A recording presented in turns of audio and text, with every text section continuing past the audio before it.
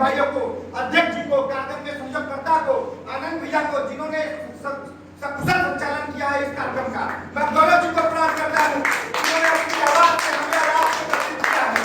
क्यों प्रस्तुत हुए हम यहाँ पर? क्या आज रविवार का दिन है? हमारे पास आपके पास खाली समय था जिसने हमारा क्या एकत्रित हुए? नहीं, हमारे आपके अंदर कोई आग है जिसे हम आप तक पहुंचाना चाहते हैं, और इसी आग को पहुंचाने के लिए हमने इसका नाम रखा है संवाद। हमने सत्य का नाम नहीं रखा, हमने साफ का नाम नहीं रखा, हमने नाम रखा संवाद। कि हम आए हैं आपसे संवाद करने। जो ज्वाला मेरे अंदर चल रही है वही ज्वाला मैं आपके अंदर जलाने आया हूँ। मुझे 4 मिनट का समय मिला है और इन चारों दिशाओं की जितनी ज्वाला मैं आपके अंदर जगा दूंगा। ये मेरा वचन है आपसे। आज नहीं करने वाला। हम यहाँ पर क्यों प्रस्तुत हुए हैं? हम ये जानते हैं कि हमारा आपका वजूद धर्म से है। जब तक हमारा आपका धर्म सुरक्षित था, हमारा आपका देश हिंदू कुश से लेकर यहाँ तक फैला था। कहाँ है हिंदू कुश? अफगानिस्तान, ईरान, पाकिस्तान। क्या वहां पर हम और आप रहते हैं? क्या धर्म हमारा आपका बटा था हिंदुओं के आधार पर? नहीं, सब पूरी दुनिया जानती है कि हमें और आपको कोई अलग नहीं कर सकता। हमें लोग बदल कर अलग कर रहे हैं। जहां तक जब तक हिंदू थे कहीं कोई नहीं बदला, कहीं कोई देश नहीं बना। वहां से यहाँ तक हम एक थे और सोने की चिड़िया थी, सोने का शेर था। लेकिन जब हमको बदला गया था जिसके तहत हम बढ़ते चले गए। क्या आप अपने बच्चों को जो आज भारत का नक्शा दिखाते हैं उतना ही है? वो उन बच्चों का क्या दोष? वो आज जन्म लिए हैं, जो नक्शा देखते होंगे उनको उतना ही हमारा देश दिखाई देता होगा। लेकिन मैं आपको बताता हूँ उतना देश नहीं था मेरा। मुझे बताया गया है कि हम अफगानिस्तान से यहाँ तक थे और यहाँ से हम सिकुड़ते जा रहे हैं। मैं बता दूं कि जिस प्रकार से हम लोग इस चीज पर ध्यान नहीं दे रहे हैं, आने वाली 10 पीढ़ियों के बाद हमारा आपका देश जो है वो और आधा हो जाएगा और नक्शा हमारा आपके देश का बदल जाएगा। सिर्फ 10 मिनट दीजिए, सिर्फ लोगों से संवाद करिए। संवाद किस चीज का? कि भैया धर्म, देश और विद्या। बच्चे जब जन्म लेते हैं तो सबसे पहले शिक्षा हमको किस चीज की हम लोग देते हैं? अगर हम हिंदू धर्म है तो हमारे धर्म सीखते हैं, पूजा पाठ, माता पिता को देखते हैं, तब विद्यालयों में जाते हैं।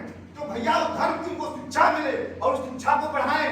आप अपने बच्चों से संवाद करिए, आप अपने बड़ों से संवाद करिए, आप अपने गांव में संवाद करिए।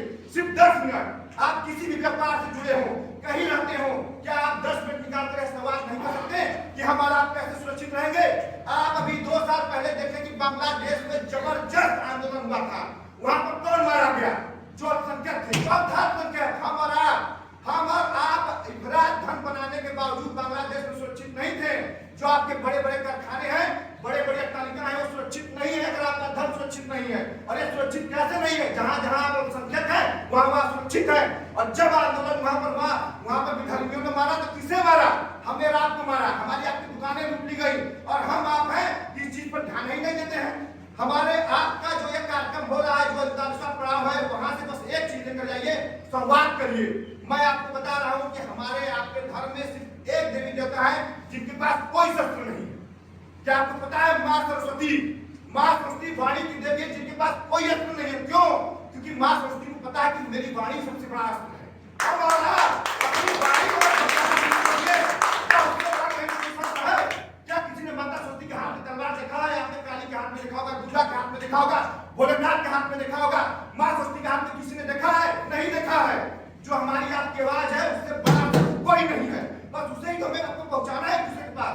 जो मेरे अंदर की बात है मैं आप तक पहुंचा रहा हूँ, जो आपके अंदर की बात है आप और लोगों तक पहुंचाइए। और इस चीज को इतना अनुरोध बढ़ाते रहिए कि यह कभी रुकनी नहीं चाहिए। हर एक को पता चल जाए कि यह आंदोलन किस लिए हो रहा है, संस्कृति के लिए हो रहा है, अपने संस्कृति के बचाव के लिए हो रहा है। तो क्यों ना हम लोग थे, क्यों ना हम लोग इसको आगे बढ़ाएं। जितना आप आगे बढ़ा सकते बढ़ाइए, जितना हम बढ़ा सकते बढ़ाएं। हम जब सब लोग संगठित होकर इसे बढ़ाएंगे तब ये बढ़ेगा। और माँ सरस्वती स्वयं बीनू पद चले सुनई बीनू काना, करे बीनू करे बीनू नागा। बिना चल पैदल आवाज, बिना चलने की कौन चीज पहुंचती है? आवाज। बिना हाथों के काम कौन कर देता है? आवाज। आवाज से बड़ी ताकत कोई नहीं है और ये आवाज आप तक पहुंचनी चाहिए।